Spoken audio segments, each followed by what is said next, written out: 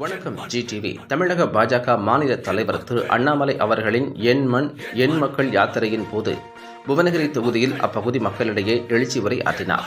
அப்போது பேசிய அவர், கடலூர் மாவட்டத்தில் உள்ள புவனகிரி மண்ணில் மிகப்பெரிய தத்துவ ஞானிகளையும் ஆன்மீக பெரியோர்களையும் வரலாற்று தடயங்களையும் தனக்குள்ளே வைத்திருக்கும் மாபெரும் புண்ணிய பூமியான புவனகிரி மண்ணில் வெகு சிறப்பாக நடந்தேறியது.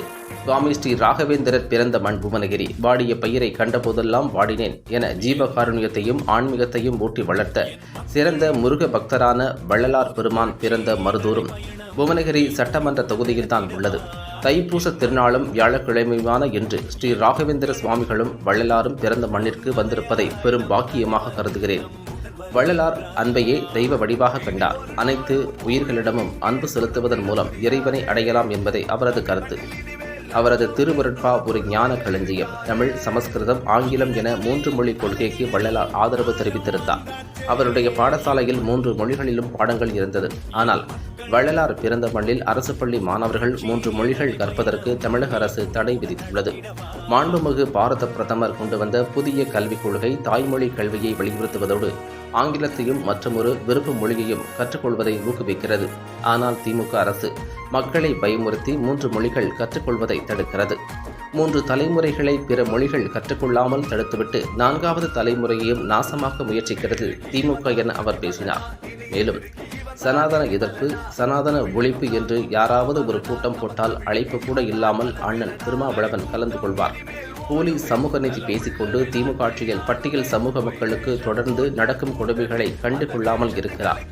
வேங்கை வயல் சம்பவத்திலும் திமுக சட்டமன்ற உறுப்பினரின் மகன் வீட்டில் வேலை செய்த பட்டியல் சமூக இளம்பெண் தாக்கப்பட்ட சம்பவத்திலும் திருமாவளவன் திமுக அரசை கண்டிக்கக்கூட முன்வரவில்லை என்றும், தன்னை நம்பும் ஒரு பெரும் சமுதாயத்தை திமுகவிடம் அடகு வைக்க நினைக்கிறார் என்றும் அவர் பேசினார்.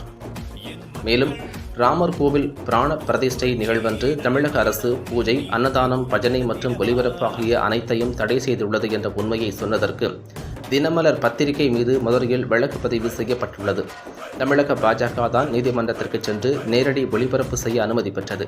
அதையே திமுக மறைக்க பார்க்கிறது என்றும், திருப்பூர் மாவட்டம் பல்லடத்தில் நியூஸ் 7 பத்திரிகையாளர் நேசப்பிரபு அவர்கள் காவல்துறையினரின் மெத்தனத்தால் மர்ம நபர்களால் கடுமையாக தாக்கப்பட்டுள்ளார். மணல் கொள்ளை, கள்ளச்சாராயம் போன்ற செய்திகளை சேகரிக்கும் பத்திரிகையாளர்களுக்கு இன்றும் தமிழகத்தில் எந்த பாதுகாப்பும் இல்லை. ஆனால் இதற்கெல்லாம் போராட்டம் நடத்தாத பத்திரிகையாளர்கள் எனக்கு எதிராக போராட்டம் நடத்துகின்றார்கள். திமுகவின் செய்தி தொடர்பாளர்கள் திமுகவின் பரப்புரையாளர்கள் போல் செயல்படும் ஆளுங்கட்சியின் ஊதுகுழல்களாக மாறிவிட்ட சில பத்திரிகையாளர்களை யாரும் மதிக்க மாட்டார்கள் என்றும் அவர் பேசினார். எனவே வரும் பாராளுமன்ற தேர்தல் இளைஞர்களுக்கான, மாணவர்களுக்கான, விவசாயிகளுக்கான, பெண்களுக்கான நலத்திட்டங்களை செயல்படுத்தி பொதுமக்கள் வாழ்க்கை தரத்தை உயர்த்தியிருக்கும் மாண்புமிகு பாரத பிரதமர் திரு நரேந்திர மோடி அவர்களுக்கும் ஊழல் மற்றும் குடும்ப ஆட்சி நடத்தும் திமுக உள்ளிட்ட கட்சிகளுக்கும் இடையே நடக்கும் தேர்தல் நமது பிரதமர் மோடி அவர்கள் 3வது முறையாக பிரதமர் பொறுப்பேற்க இம்முறை தமிழகமும் துணை நிற்கும் என்பதில் எந்த சந்தேகமும் இல்லை என கூடியிருந்த மக்களிடம் அவர் எழுச்சி உரை ஆற்றினார். வணக்கம்.